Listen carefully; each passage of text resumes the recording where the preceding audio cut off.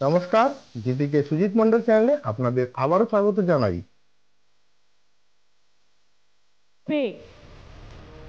আগে 50% দিয়েছিলাম, বলেছিলাম মে মাসের মধ্যে আরো 50% দেবো। আজকে কিন্তু কমপ্লিট করে দেওয়া হলো। আমরা কথা দিলে কথা রাখি। এবং আরো 16 লক্ষ যারা লিস্টে আছেন তারা আগামী ডিসেম্বর মাসে প্রথম ফেজ পাবেন এবং মে মাসে সেকেন্ড ফেজ পাবেন। তাহলে কত হলো? 12 লক্ষ আর 16 লক্ষ 28 লক্ষ হলো। আগে 47 লক্ষ করেছি 30 শয্যা বিশিষ্ট গ্রামীণ হাসপাতাল নির্মাণের জন্য 30 কোটি 33 লক্ষ টাকা দেওয়া হলো। ধূপগুড়ি মহকুমায় 100 শয্যা বিশিষ্ট মহকুমা হাসপাতাল নির্মাণ 28 কোটি 76 লক্ষ টাকা দেওয়া হলো। মাল থেকে বড়দিঘি পর্যন্ত প্রায় 9.2 কিলোমিটার রাস্তার সংস্কার 13 কোটি 47 লক্ষ টাকা দেওয়া হলো। মাল ব্লকে খালপাড়া জুনিয়র হাই স্কুলের কাছে চাংমারি পিডব্লিউডি রোড থেকে পিএমজিওয়াইসি রোড 8 কোটি 64 লক্ষ টাকা দেওয়া হলো। জেলার বিভিন্ন ব্লকে 9টি গ্রে ওয়াটার ম্যানেজমেন্ট প্রকল্প 8 কোটি 32 লক্ষ টাকা দেওয়া হলো। যারা চোখে দেখতে পারেন না উন্নয়ন, যাদের চোখে ঠুলো পড়ে বসে আছেন, পিঠে বেঁধেছেন কুলো, কানে দিয়েছেন ঠুলো তুলো, আর চোখে দিয়েছেন ঠুলো। গরুর মুখ বেঁধে যায় না,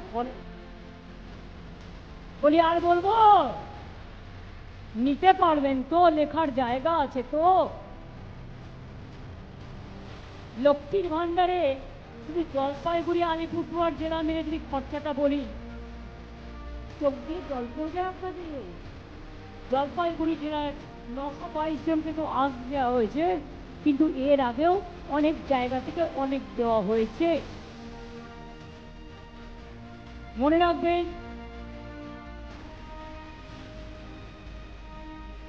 ডাবগ্রাম ইন্ডাস্ট্রিয়াল পার্কের দ্বিতীয় প্রকল্পে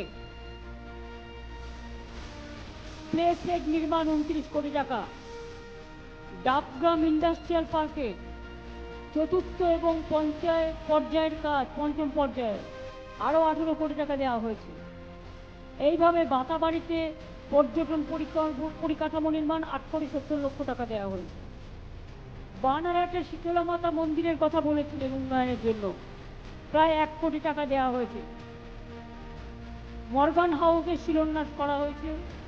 অনেকগুলো উন্নয়ন, আর্থিক পদ্ধতির মান উন্নয়ন, প্রায় 91 লক্ষ 92 হাজার টাকা দেওয়া হয়েছে। এছাড়াও মনে রাখবেন, জলপের শিব মন্দির আপনারা জানেন খুব বিখ্যাত এবং পবিত্র। 5 কোটি টাকা দিয়ে ওখানে স্কাই ওয়াক করে দেওয়া হয়েছে। আমার খুব পবিত্র জায়গা। এছাড়াও কুচবিহারের বানারহাট শিব মন্দির, মদনমোহন শিব মন্দির, এখানে দুর্গেশ নন্দিনী মন্দির, দুর্গেশ নন্দিনী মন্দির যেটা ক্ষতিগ্রস্ত হয়েছিল। কেউ যদি ভাবেন যে আমি তো আর ম্যাজিশিয়ান নই রে ভাই, যে আজকে ম্যাজিশিয়ানের মতো ছোঁয়াবো আর আকাশ থেকে গুপি বাইনের মতো, বাঘা বাইন সিনেমার মতো টাকাগুলো ঝরে ঝরে পড়বে, না তা নয়। টাকাটা আসতে হয়। আমরা প্রায় 1,75,000 কোটি টাকা কেন্দ্রীয় সরকারের কাছে পাই। আজকে তা সত্ত্বেও একটাই ট্যাক্স, জিএসটি ট্যাক্স কেন্দ্রীয় সরকার কালেকশন করেন, আমরা সাহায্য করি, সেই টাকাটাও আমরা ঠিকমতো পাই না।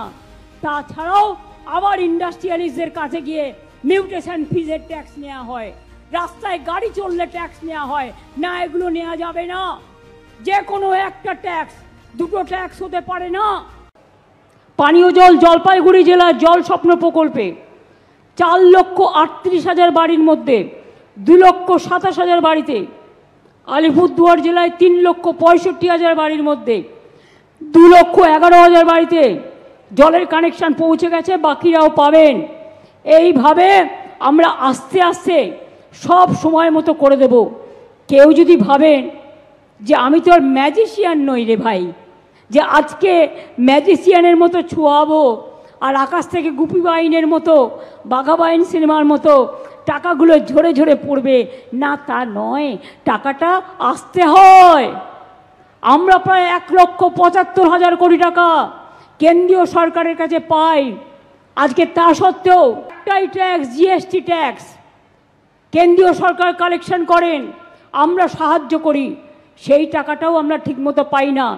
তাছাড়াও আবার ইন্ডাস্ট্রিয়ালিস্টদের কাছে গিয়ে মিউটেশন ফিজের ট্যাক্স নেওয়া হয়, রাস্তায় গাড়ি চললে ট্যাক্স নেওয়া হয় না, এগুলো নেওয়া যাবে না। যে কোনো একটা ট্যাক্স, দুটো ট্যাক্স হতে পারে না। আর কত টাকা চাই? আমার মনে আছে এক সময় ইলেকশনের আগে আমাদের কোনো একজন নেতা বলেছিলেন বিজেপির, যে হাম চায় বাগান বন্ধ जो है সব খুল দেंगे, একটাও খুলতে পারিনি। আমি মলয় ঘটক, ঋত, গৌতম এদের সবাইকে এবং প্রকাশচিক বাড়ির থেকে শুরু করে গৌতম থেকে শুরু করে সবাইকে, গঙ্গাপ্রসাদ শর্মা থেকে শুরু করে সবাইকে ধন্যবাদ জানাচ্ছি যে এই জেলায় আলিপুরদুয়ার জেলায় 8টি, জলপাইগুড়ি জেলায় 7টি চা বাগান খোলা হয়েছে। এর আগেও 59টি চা বাগান আমরা খুলেছি। চা শ্রমিকদের মজুরি বাড়িয়ে 250 টাকা হয়েছে।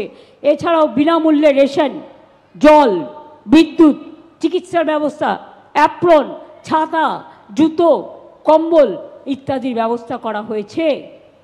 চা বাগানের শ্রমিকদের পাট্টা প্রদান করা হচ্ছে। চা সুন্দরী এক্সটেনশন প্রকল্পে বাড়ি নির্মাণের জন্য আর্থিক সাহায্য করা হচ্ছে। জলপাইগুড়ি জেলায় প্রায় 8,000 পরিবারকে, আলিপুরদুয়ার জেলায় 13,000 পরিবারকে এই প্রকল্পে সাহায্য অলরেডি দেওয়া হয়েছে। এবং আজকেও আপনারা দেখলেন 298 আলিপুরদুয়ার এবং জলপাইগুড়ি জেলায় প্রায় 922টি পরিবারকে চা সুন্দরী প্রকল্পে সহায়তা দেওয়া হয়েছে।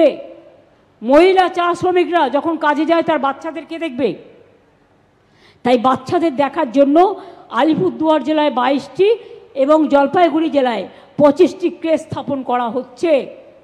2,38,000 চা শ্রমিককে আইডেন্টিটি কার্ড দেওয়া হয়েছে। উত্তরবঙ্গে মনে রাখবেন অনেক কিছু হবে, ইন্ডাস্ট্রিও অনেক গড়ে উঠেছে। কালকে অরূপ বিশ্বাস বলছিলেন এখানে শান্তনুও আছে, আগে ওদের চাহিদা কত ছিল? 840 মেগাওয়াট, আর এখন 3,000, প্রায় 3,500। ইন্ডাস্ট্রি যদি না হয় তাহলে কি আকাশ থেকে হচ্ছে? জিজ্ঞেস করুন। 4টি ইন্ডাস্ট্রিয়াল পার্ক, শিলিগুড়ির ওয়েবেল আইটি পার্কে এআই বেস ডেটা সেন্টার, নতুন ইন্ডাস্ট্রি করবার জন্য জমি সব দেওয়া হচ্ছে।